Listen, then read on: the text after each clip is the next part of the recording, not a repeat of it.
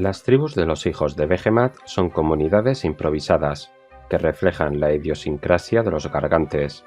Mantenerlas a raya es todo un desafío incluso para el mega gargante más feroz, pero vale la pena, pues hay pocas fuerzas más destructivas que una manada de gargantes con un objetivo en mente. Los gargantes, como con todo en su vida, no suelen darles muchas vueltas a sus unidades sociales. Teniendo en cuenta su espíritu viajero indomable y sus ganas de darse de puñetazos por cualquier cosa, probablemente eso sea algo positivo. Para los gargantes, la fuerza y el tamaño, sobre todo el tamaño, el indicador de estatus más distintivo para ellos, es sinónimo con el derecho a gobernar. En la práctica, esto significa que el gargante más grande de una región infligirá su dominio sobre todos los demás, reforzando su autoridad con una violencia brutal contra quienes se atrevan a contradecirlo, o contra quienes estén cerca cuando le entren ganas de pegar. Las tribus gargantes son conocidas por muchos nombres.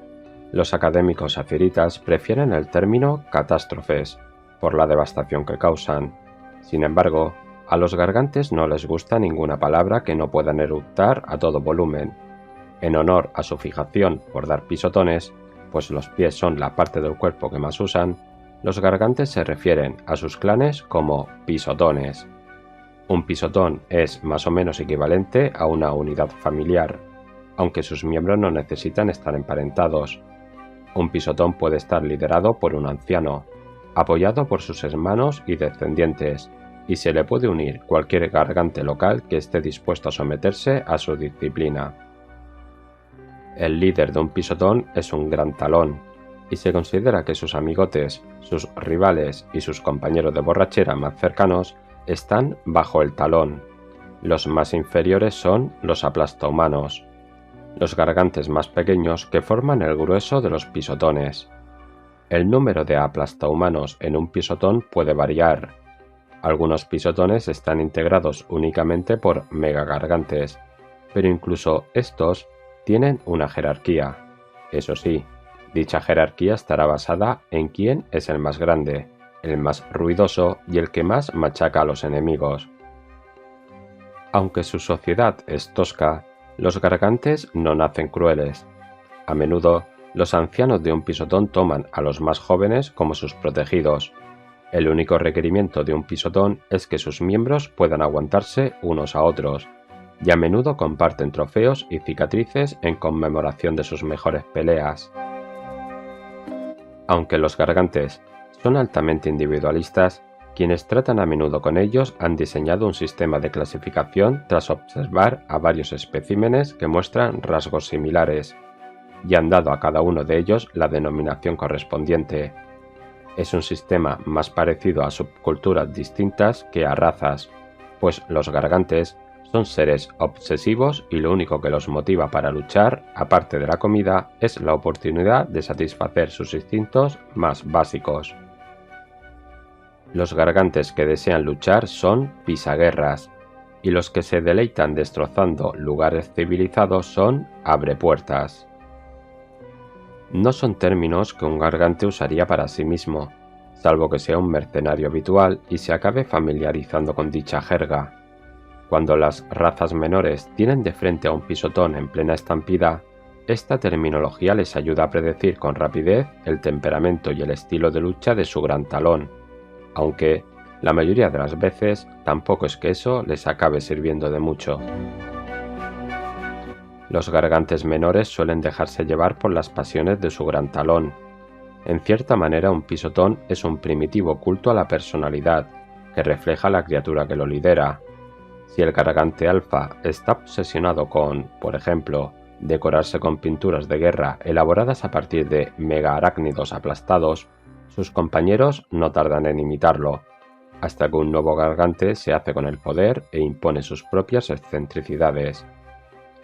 Un rasgo común entre todos los gargantes es la territorialidad, la cual nace de su psique de bestias.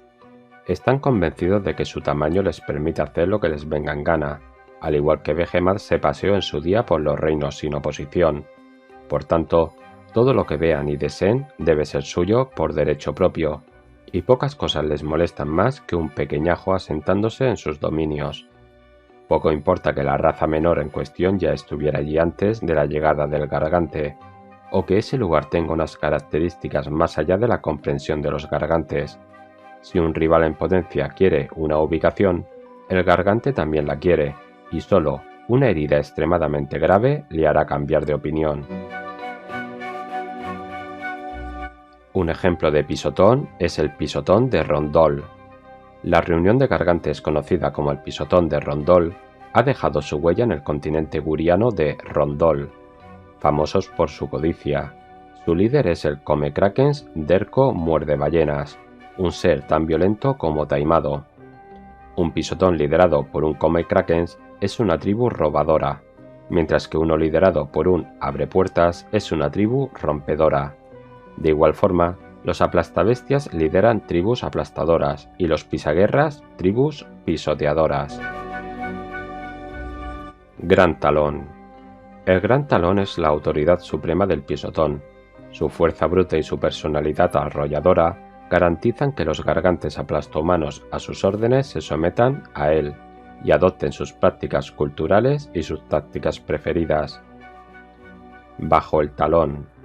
Los rivales inmediatos del Gran Talón son, o bien sus descendientes, o Gargantes sin ningún parentesco deseosos de dirimir a palos quién es el alfa del pisotón. Si el Gran Talón muestra debilidad o sufre una herida grave, uno de los campeones podrá desafiarlo para arrebatarle el liderazgo. Arrastrapieses. A menudo considerados sacrificables por el Gran Talón, los Gargantes aplastohumanos arrastrapieses que van a la guerra emulan a su alfa en sus tácticas de lucha. Cada grupo de Gargantes aplastohumanos tiene un líder, a menudo conocido como aplastatoros. Aunque jamás se atrevería a desafiar al Gran Talón por la supremacía, mantiene a sus compañeros a raya mediante la violencia. El rey Brod. El nombre de Brod es gigantesco, incluso entre los titanes.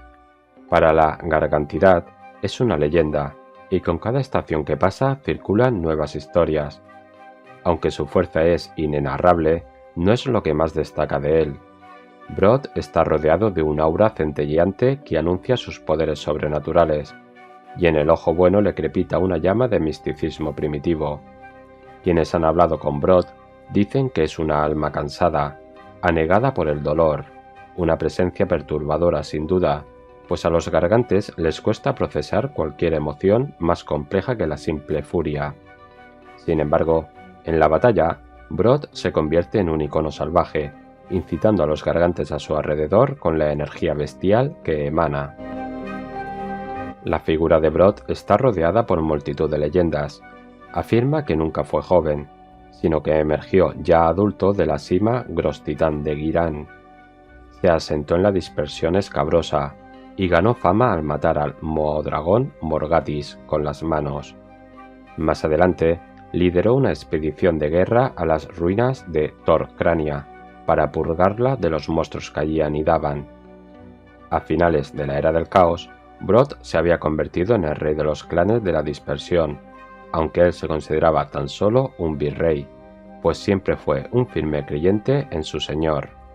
De él se decía que contaba las leyendas del titán del mundo con más pasión que nadie, y que su relativa inteligencia debía de ser algún tipo de bendición de la bestia divina. Durante las guerras por los portales, los Gargantes de la dispersión escabrosa formaron una tosca alianza con los forjados en la tormenta. Cuando los elegidos de Sigmar le contaron el plan de Alchaón para someter a Behemat mediante magia negra, Brod accedió a luchar contra las fuerzas del caos. Estaba por tanto presente cuando Behemat por fin surgió de su sopor y se alzó. Cuando los grandes rayos aparecieron para matar a la bestia, no pudo hacer nada más que verlo impotente. Cuando las superarmas afiritas lo dejaron tuerto, Brod entendió que el ataque era obra del dios del martillo. Sigmar no había podido matar a Behemat en combate, así que había esperado hasta que éste no pudiera defenderse. Aún peor, sus guerreros habían engañado a Brod para que distrajera a los ejércitos del caos y despejara el camino para la estocada final. Ese día, una llama de odio por el dios rey prendió en el corazón de Brod, que acabó por convertirse en un coloso en llamas. Durante décadas no se conoció el paradero de Brod, aunque se rumoreaba que en la Franja Siempre Verde acechaban gargantes que destruían ciudades. El regreso de Brod se produjo en el clímax de las Guerras de las Almas. El gargante, que había alcanzado una estatura jamás vista tras décadas de preparación, lideró una estampida colosal contra Descanso de Titanes, una lonja sigmarita construida en las costillas de Behemat. Los supervivientes cuentan que apareció un señor de la guerra gargante, que aullaba en lenguas muertas y arengaba a sus guerreros. Aunque no lo parezca, es cierto, en el alma de Brod perduran ligeros retazos de la de Behemat, que le dan fuerzas para cometer actos brutales. Tras la victoria, Brod se lamentó durante 2 días en el lugar donde antaño latió el corazón de Behemat. Cuando decidió marcharse, dio orden de arrasar con toda la civilización que profanaba tan santo lugar. En el tiempo de la bestia, Brod ha estado más activo que nunca. Se considera un hombre santo con el cometido de contar la verdad. Brod se une con alegría a los demás pisotones, sobre todo si se dirigen a las ciudades de Sigmar. Pocos rechazan la asistencia de un anciano, pues, de manera subconsciente, reconocen que el destino le sigue. Cuando cae la noche y los gargantes acampan, Brod cuenta la historia de la muerte de Behemat. Sus poderes sobrenaturales representan la escena con las llamas de las hogueras y el público gargante embelesado por el relato siente en su interior también las llamas del odio por Sigmar y se unen a su cruzada de venganza.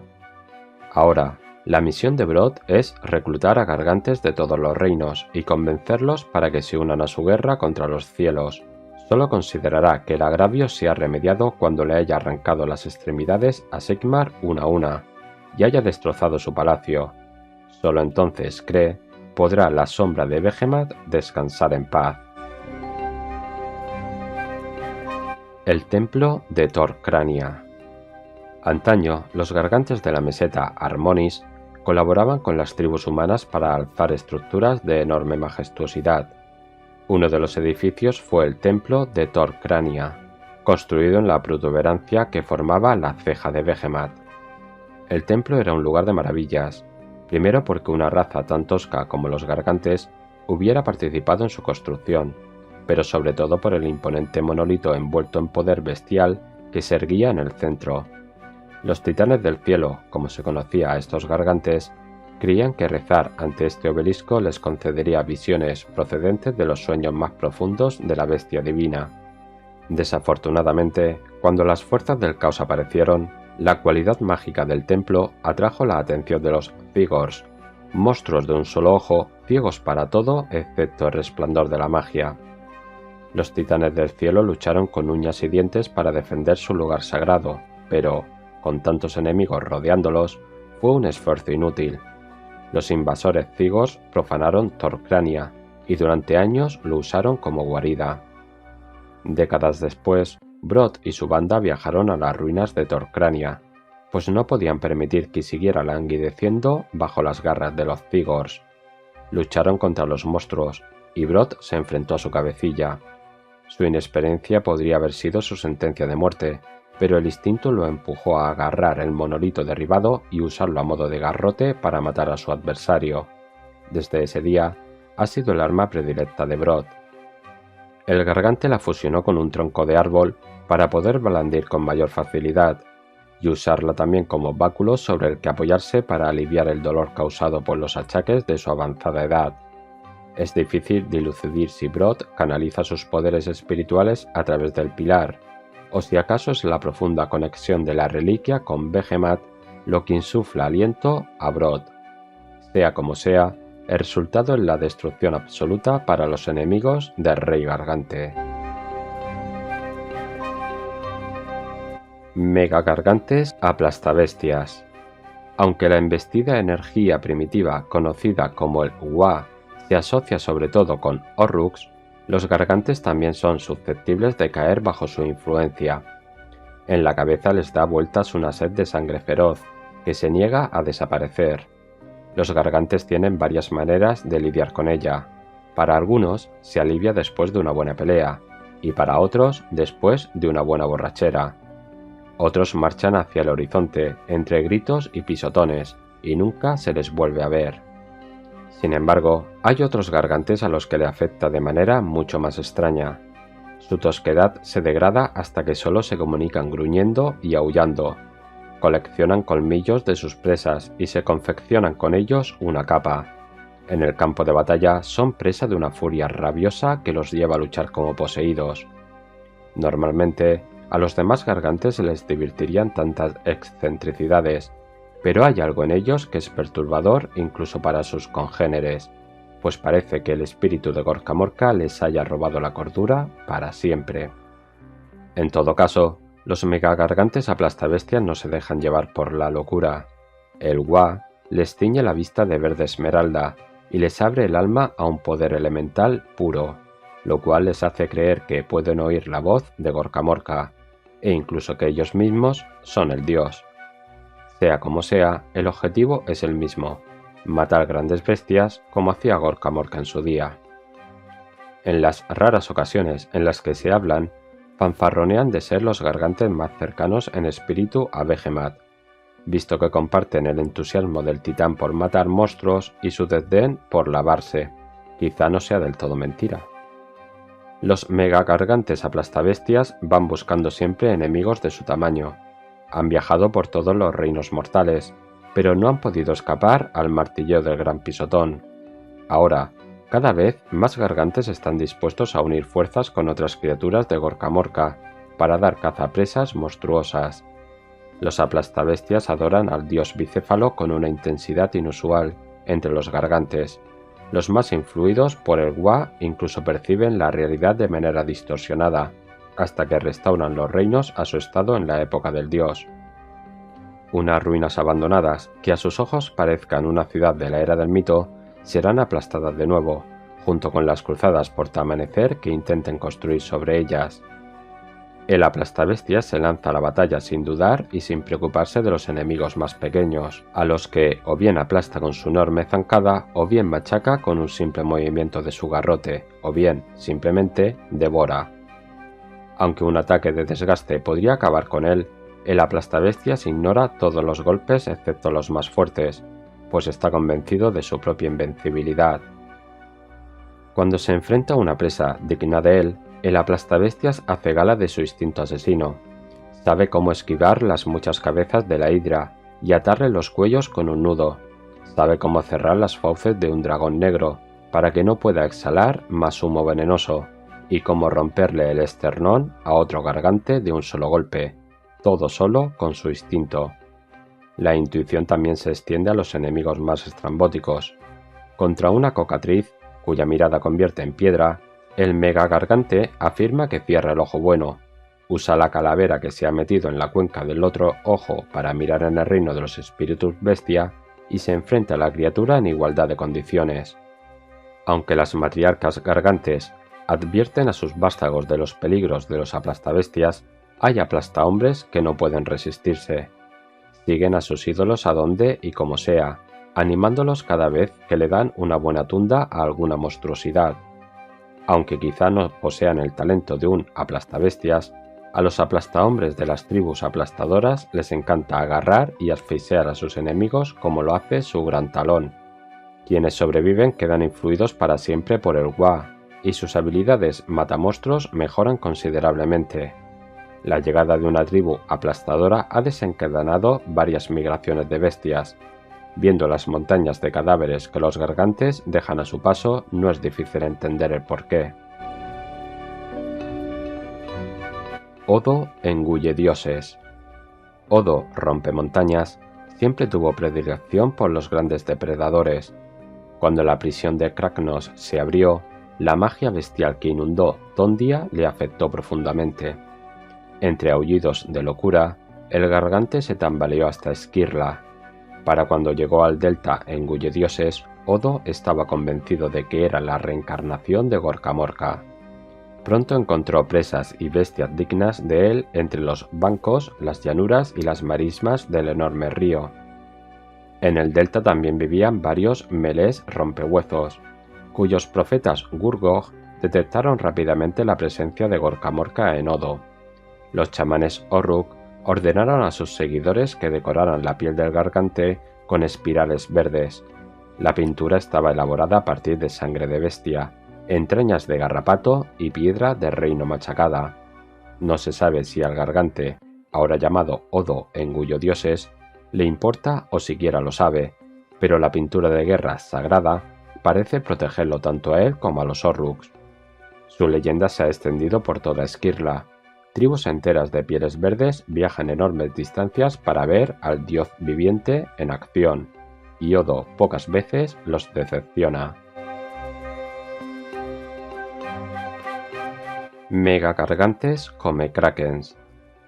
Los gargantes no rinden ninguna veneración especial a sus ancianos, pero saben que alguien que ha participado en muchas luchas y ha vivido para contarlo merece respeto. Los ancianos conocidos como come krakens moran en las costas. Han creado su hogar en guaridas situadas en cuevas marinas y calas aisladas, lejos de la cháchara irritante de los más jóvenes, con el sonido de las olas y sus pensamientos como únicos compañeros. Los megagargantes come kraken son viejos cascarrabias que están de vuelta de todo. Los rodea un aura de fatiga satisfecha, tan tangible como el dolor de sus articulaciones.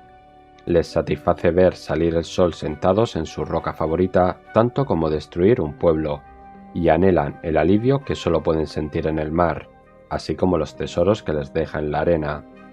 Las fuerzas del orden a menudo tienen más éxito negociando con come krakens que con los demás gargantes. La experiencia de las criaturas los convence de que los vástagos de la civilización las dejarán en paz más que los demás. Pero, a pesar de todo, un come kraken sigue siendo un hijo de Behemat. Más de un galeón que hacía aguas ha llegado in extremis a una isla cerca de la costa, solo para constatar horrorizado que la tierra firme es, en realidad, la calva de un megagargante que a esas alturas ya estaba emergiendo de las profundidades, rompiendo la superficie como un Poseidón. Para entonces, es demasiado tarde para escapar de su garrote naufragiador y de sus manazas, que con tantas ganas agarran a los marineros y los lanzan a las fauces del gigante. Dicho eso, los humanos no son ni de lejos la fuente de alimento preferido del come krakens. Para dar con su comida favorita, debe lanzarse a las profundidades del océano, asistido por un rudimentario aparato de respiración fabricado a partir de un árbol hueco o de un pecio. En el lecho marino le espera una auténtica cornucopia de delicias, manadas de alopex, ballenas espejadas, mantarrayas cuchillo y sierpes marinas. Estos lobos de mar se enorgullecen de sus victorias como tales depredadores y les encanta presumir de las cicatrices con los aplastahombres. Un come kraken disfruta comiendo sobre todo los cefalópodos alfa, que acechan en las fosas marinas más hostiles. Hay pocos testigos de las luchas entre los dos titanes, pero los cadáveres de kraken que llegan a la orilla de los reinos, con los tentáculos anudados y la carne con marcas de mordiscos, confirman que las peleas, en efecto, suceden. Algunos come krakens curten la carne del adversario y la convierten en sandalias para protegerse los pies al pisar criaturas marinas venenosas. Además, también les dejan apisonar a guerreros del caos acorazados sin inmutarse, lo cual es sin duda una ventaja. A pesar de su deseo de soledad, ocasionalmente el come krakens acepta la presencia de un gargante joven en sus territorios, pues son almas curiosas, ansiosos por saber qué se cuece en los reinos. Sin embargo, los auténticos compañeros del come krakens son los incontables artefactos robados que tienen su guarida. Las cuevas marinas están llenas de restos de naufragios cuyos contenidos han sido reclamados por come krakens y complementados por los botines robados de asentamientos costeros. Cada artículo, por pequeño o insignificante que sea, es de enorme valor para el come kraken, aunque solo sea porque quizá una criatura más pequeña y nimia lo desee, y lucharán con todas sus fuerzas por proteger sus pertenencias. La mayoría de come krakens no dan ningún uso a sus premios, excepto llevarlos de aquí a allá en enormes redes o bandoleras caóticas. Sin embargo, hay gargantes con una idea alocada, que no todo lo que hacen los pequeñuelos es inútil. Son come krakens que entienden los contenidos de sus tesoros, y los más inteligentes han deducido que la magia es una poderosa fuerza. Aunque usar energías arcanas es un poco demasiado complicado para los gargantes, los artefactos que lo hacen por ellos son harina de otro costal, así que estos magos aficionados hacen lo que sea por acumular tantos trastos mágicos como pueden. La posibilidad de que el artefacto explote y los haga añicos a ellos y a quien los rodea no los desalienta. Al fin y al cabo, los Come-Kraken pueden resistir incluso a un accidente mágico, y la cara de sus enemigos cuando un gargante lanza un hechizo o dos hace que valga la pena.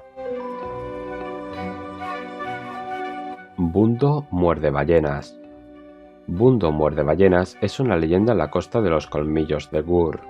Es un gargante único en su especie, pues es inteligente y fiero, y lo ha sido desde que se encontró con unos Idonet cerca de los colmillatémpanos.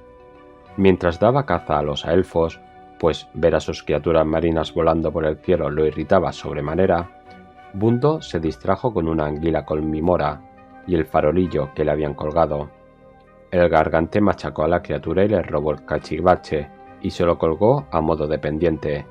El outer cuarzo del farolillo hizo su magia en Bundo, y le estimuló el intelecto de tal manera que ahora es capaz de conversar con total claridad.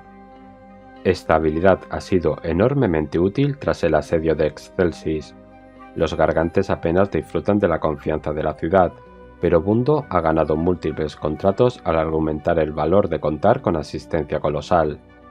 Otros gargantes han oído hablar de Bundo e intentan imitarlo, ya bien viajando hasta His para encontrar cosas brillantes o llevando viales de peligrosas pócimas como vitriolo de Axi. Bundo no hace nada por disuadirlos, sobre todo porque le hace muchísima gracia cuando algo sale mal. Megagargantes pisaguerras. A los gargantes les encanta regodearse en su fuerza bruta, y algunos de los más ortodoxos afirman que la fuerza física no sirve de nada si no se aprovecha para la guerra. Behemoth luchaba mucho y a menudo, así que la mejor manera de mostrar respeto hacia el titán del mundo es a puñetazo limpio. Sin embargo, hay un grupo de gargantes tan obsesionados con luchar que es el centro de su universo. Conocidos como pisaguerras, son monstruos beligerantes que le siguen el rastro a las peleas más grandes. Para los pisaguerras, no importa ni contra quién luchan ni por qué lo hacen, solo importa encontrar una pelea salvaje a la que lanzarse con abandono. La carga de un pisaguerras es como ser arrollado por un motor a vapor chamónico, y eso antes de que empiece a arrear al enemigo con el garrote, abriéndose paso con violencia. Es tentador considerar a los pisaguerras unos brutos zamacucos incapaces de pensar en nada más que dar golpetazos a diestro y siniestro. De hecho, muchos generales del gremio libre y altaneros nobles a elfos han pagado caro subestimarlos así. Lo cierto es que la pasión de los pisaguerras por la batalla les concede un profundo entendimiento de la misma. Aunque a menudo la fuerza bruta les sobra para ganar, poseen una inteligencia estratégica básica pero intuitiva y saben cuándo luchar, cuándo retroceder y cuándo redoblar esfuerzos. Si le disparan arqueros allí donde otro gargante ignoraría los proyectiles, el pisaguerras alza un brazo para protegerse los órganos vitales. Si carga contra él la caballería, los gargantes hacen temblar la tierra saltando o lanzan fango para desbaratar el impulso de las monturas. Algunos pisaguerras incluso dejan de lado el orgullo, fingen estar heridos cuando se encuentran ante un adversario potente, y entonces, al ponerse de rodillas mientras profieren lamentos exagerados, aprovechan la desconcentración de su presa para golpear. Estos conocimientos ya serían peligrosos de por sí si solo se limitaran a los pisaguerras, pero, a pesar de su actitud hosca y seria, a estos megagargantes les encanta enseñarles a sus lacayos aplastahombres todo lo que saben. Los gargantes menores a menudo no poseen ni la experiencia ni la claridad mental para poner en práctica los métodos con tanta efectividad como los pisaguerras, pero los aplastahombres, que sobreviven varias batallas al lado del gran talón, empiezan a incorporar sus técnicas y se convierten en aún más letales. Los pisaguerras suelen ser nómadas, por una razón sencilla: al final todos los conflictos se acaban, aunque solo sea porque apareció un gargante que mató a todos sus participantes. Entonces, los gargantes deben ponerse nuevamente en marcha y encontrar otros conflictos. Dicho ello, un pisaguerras conoce todo tipo de trucos para prolongar una guerra. Se sabe que han atacado ciudades en periodos de tregua, diciendo que eran mercenarios del bando contrario, para que la paranoia de los dos lados acabara por provocar un regreso a las armas. Los más inteligentes se vuelven en contra de sus pagadores tras ganar una batalla y empiezan a luchar contra los enemigos derrotados, diezmando a los ganadores y ofreciendo a los vencidos una oportunidad para recuperar su fortaleza. Los más inteligentes se vuelven en contra de sus pagadores tras ganar una batalla y empiezan a luchar contra los enemigos derrotados, diezmando a los ganadores y ofreciendo a los vencidos una oportunidad para recuperar su fortaleza. Los pisaguerras sienten una enorme nostalgia por luchas pasadas. Una de las mayores aficiones es tomar trofeos. De la curtida piel les cuelgan armaduras rotas, espadas quebradas y cadáveres de monstruos derrotados. A menudo, los pisaguerra luchan como mercenarios al servicio del caos, pues la sociedad de los adoradores de los dioses oscuros se basa en una lucha eterna, y los gargantes ya les va bien que sea así. A menudo, las excentricidades de sus aliados no son más que una simple curiosidad para los pisaguerras, quienes les permiten que les tatúen símbolos o que les trencen el pelo con huesos, siempre y cuando no les impida aprovechar cualquier oportunidad para matar. Hay algunos pisaguerras que se sienten intrigados por los rituales de los pequeñuelos, en especial los que giran en torno a las entrañas y a las calaveras. Estos gargantes son parias entre su raza, pues las tradiciones pequeñuelas que los han embelesado son las mismas que hacen que los reinos se vean rarunos. Sin embargo, mientras no pare la matanza, para los pisaguerras no hay motivo para detenerse. Grugnog el Tuerto. Grugnog el Tuerto, conocido como Grugnog Aplastabatallas hasta el incidente con el cañón, es infame. En todos los reinos, los gargantes conocen la historia de cómo aterrorizó a Necrosia de Gur, luchando con los Osiarca cosechahuesos de la Hueste de Marfil. Para el aplastaguerras, los no muertos son los enemigos perfectos, que atraen nuevos oponentes. Han dinamitado las negociaciones de los cosechahuesos con otras razas en varias ocasiones. La más famosa es cuando interrumpió la firma de un tratado con una flota Caradron.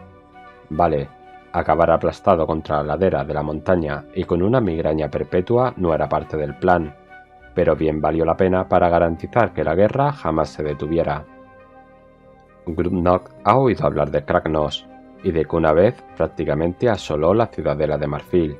Esto es un problema, pues si hay alguien que puede erradicar a los no muertos de la región, es el fin de los imperios. Muchas tribus humanas de adoradores de Khorne han jurado dar caza al dios, y Grugnog ofrece sus servicios de buena gana, ayudándolos a empezar peleas cada vez mayores con la esperanza de atraer a Kragnos y así poder matarlo. Mega Gargante abre puertas. De todos los vástagos de Behemat, los abrepuertas son los más temibles, pues los domina un impulso destructivo. Estos gargantes, en particular, sienten una enorme animadversión contra las metrópolis sinmaritas. Ver una ciudad en toda su gloria, con sus torres altísimas y sus murallas impenetrables, los llena de furia.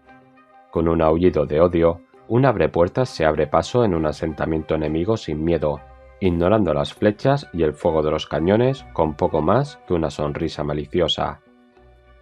A medida que se acerca, el abrepuertas empieza a bandear el mayal aplastafuertes, un arma brutal creada a partir de los restos de ciudades destruidas, cada vez con más fuerza. El mayal se engancha a las almenas de la crestería de una ciudad. Con un simple movimiento de sus enormes músculos, el abrepuertas lo utiliza como palanca para echar por tierra la muralla, celebrando con carcajadas el derrumbe y los gritos de los defensores que se precipitan a su muerte. A continuación, el mega gargante se abre paso a través de los escombros por la ciudad y empieza la verdadera matanza. Los ataques abrepuertas contra la civilización tienen diversas razones. La primera es pragmática. La población y los recursos de una ciudad son un banquete excepcional. Los abrepuertas más astutos saquean asentamientos, en vez de destrozarlos, y dejan las defensas debilitadas y a los supervivientes maltrechos, pero capaces de recuperarse, para así volver más adelante y gozar una vez más satisfaciendo su destructivo apetito. Aunque la mayoría de gargantes son egocéntricos, el orgullo de estos titanes es inmenso, y sienten la necesidad imperiosa de poner en su lugar a los pequeñuelos que ocupan sus territorios. Los abrepuertas desean enviar un mensaje lo más contundente posible a los bastiones de sus presas. Además del desdén habitual, estos gargantes también identifican agravios nuevos, como por ejemplo un bobo con un estandarte al viento o el repiqueteo de un grupo de caballeros acorazados en marcha. El sentimiento de ofensa es tan fuerte que suele contagiarse a los aplastahombres más anárquicos, que los rodean y pueden sumir en el frenesí a un pisotón entero. El tercer motivo es, quizá, el más profundo, hasta el punto que ni siquiera los abrepuertas se dan cuenta. De algún modo, los gargantes saben que Sigmar asesinó al titán del mundo, al igual que también mató a su progenitor, Imnogg. Además, ¿acaso no forjó Sigmar una alianza con Gorka Morka, fingiendo ser un guerrero digno y luego enviando a sus adoradores a la conquista de las tierras primigenias? El dios del martillo es un mentiroso y un farsante que condena a los fuertes y protege a los débiles, mientras se esconde en su castillo estelar.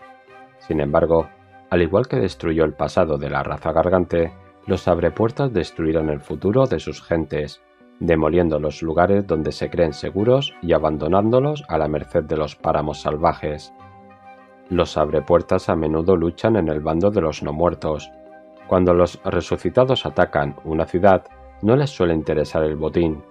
Los osiarcas solo ambicionan el hueso, los vampiros raramente alzan a los enemigos caídos, y los noctánimas pasan como un vendaval. En cuanto a los mordientes de las cortes come carne, los gargantes respetan al menos su sed de sangre. Cuando una ciudad cae, los mercenarios abrepuertas tienen ante sí abundante alimento que devorar, ya sean los cadáveres enemigos o las despensas de sus líderes. Las extrañas prioridades de los muertos también significan que los gargantes pueden expoliar con abandono. No es extraño, de hecho, verlos engalanados con mampostería y portales de los asentamientos que han asolado. Las famosas capuchas de los megagargantes, confeccionadas como una parodia explícita de las que llevan los verdugos de las ciudades, a veces obtenidas de un aliado no muerto, no es el único regalo con el que los no muertos obsequian a los abrepuertas. A medida que el gargante absorbe las energías necrománticas, la piel se le hace pálida y flácida, y cada vez necesitan dormir y comer menos.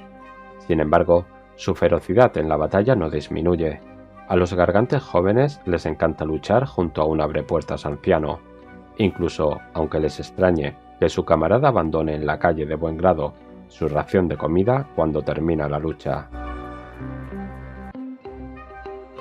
Gran Drog Pateamuros.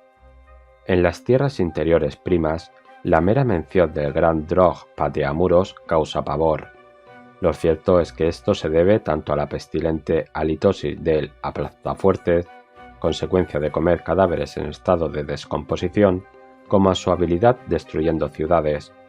Drog es un conocido de muchos tiranos no muertos, quienes les permiten comerse a sus sirvientes a cambio de su ayuda. El mismísimo Manfred von Carstein lo ha empleado, recientemente de hecho, para que derrumbara los fuertes fronterizos de Nulamia, como parte de su guerra contra su rival, la monarca Neferata. Pero aunque Drog se enorgullece de su trabajo, la rabia lo consume por dentro.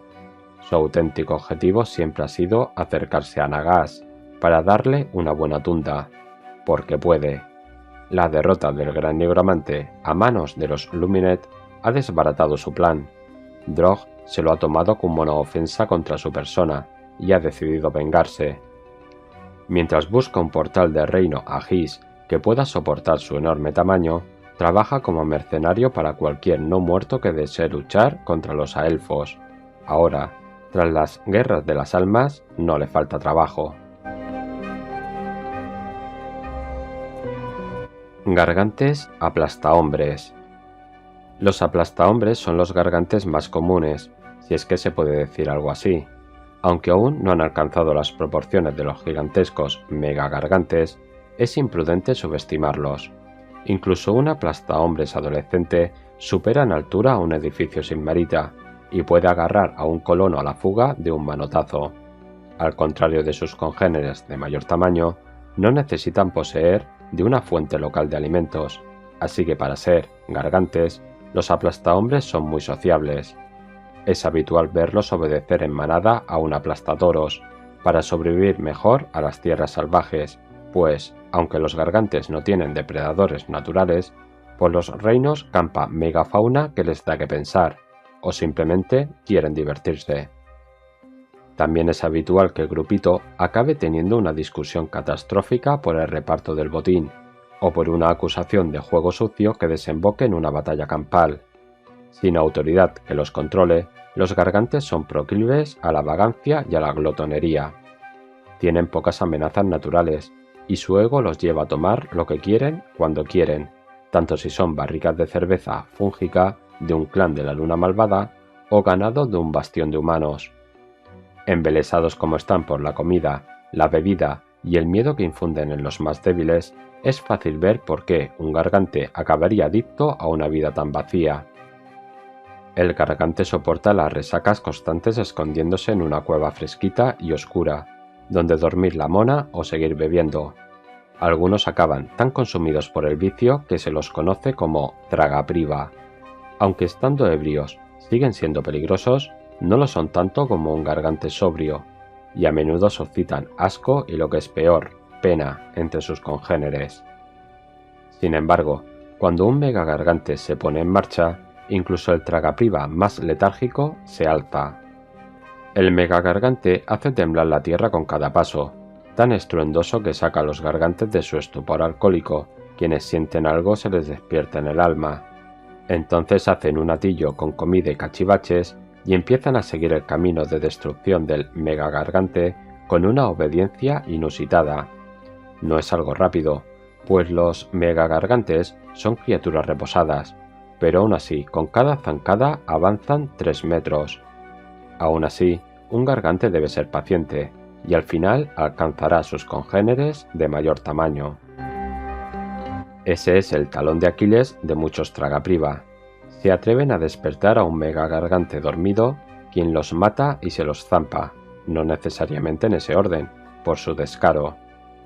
Los tragapriva más listos usan ruedas de queso o cadáveres a medio comer, a modo de tapones para las orejas, para así poder laborar sin que los ronquidos del megagargante los molesten.